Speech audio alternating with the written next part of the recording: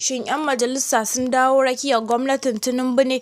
A cikin makon nan ne Majalisar Wakilan Najeriya ta yi kira ga gwamnatin ƙasar ta gaggauta janye ƙarin farashin mai da na tukunyar gas, tun bayan da kamfanin NNPCL ya sanar da ƙarin farashin mai sau biyu a cikin wata guda. Al'amura suka ƙara dagulewa a Najeriya tare da jefa 'yan ƙasar cikin wani yanayi na wahala da tsadar rayuwa. Ƙarin na kimanin kaso 15 ya zo ne bayan bayanai da suka nuna NNPCL ya zare hannunsa daga dillancin fetur tsakanin matatar mai ta Dangote da 'yan kasuwa. Yanzu dai ana sayar da man fetur ne akan sama da Naira 1,000 a sassan Najeriya, yayin da kowane kilo na iskar gas kuma ake sayar da shi kan Naira 1,500.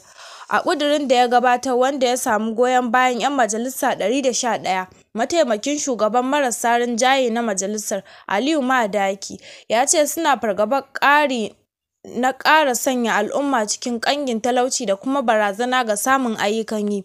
Wannan dai na zuwa ne yayin da Bankin Duniya ke gargaɗin cewa ƙara farashin man fetur a Najeriya na iya mayar da hannun agogo baya game da tasirin cire tallafin mai a ƙasar. Shin me wannan kira na Majalisar Wakilan Najeriya ke nufi? Wace gudunmawa hakan zai bayar wajen rage wa talakawa raɗaɗi? Kan haka ne BBC ta tattauna da masana masu sharhi kan al'amuran yau da kullum domin jin abin da suka fahimta game da kira na majalisa. Me kiran 'yan majalisa ke nufi? Farfesa Abubakar Kari, masanin kimiyyar siyasa kuma malami a Jami'ar Abuja, ya shaidawa BBC cewa kiran na 'yan majalisa na kan gaba kuma ya yi daidai da ra'ayin galibin al'ummar ƙasar. A cewarsa, kiran nasu na nuna irin damuwar da suka yi da hali da 'yan ƙasar suke ciki, ganin cewa al'umma na cikin matsi da uquba na yawan ƙara kuɗin mai da aka yi a Najeriya. Abin da yake faruwa shine al'umma za su dawo daga rakiyarsu, suna jin tsoro su kansu suna cikin haɗari idan ba su fito sun yi irin wannan ba, inji Farfesa Kari. Masanin ya ƙara da cewa a dimokuraɗiyyance wannan kira nasu zai zamo wani babban matsi da gwamnati za ta samu. Ko ba ta aiwatar da kiran nasu ba, dole ne gwamnati za ta san cewa wakilai da sauran jama'a suna nuna damuwa kamar yadda ya ce. Ya kuma ƙara da cewa idan har gwamnati da gaske take, ya kamata a ce gwamnati ta yi wani abu game da kiraye-kirayen da ake yi na sassautawa al'umma da kuma gyaran manufofinta da take jefa al'umma cikin wani mummunan yanayi. Ya ce halin da ake ciki a Najeriya abu ne da ya shafi kowa da kowa, shi ya sa masu faɗa a ji da ƙungiyoyi da shugabanni da sarakuna suke fitowa suke yi wa gwamnati hannunka mai sanda.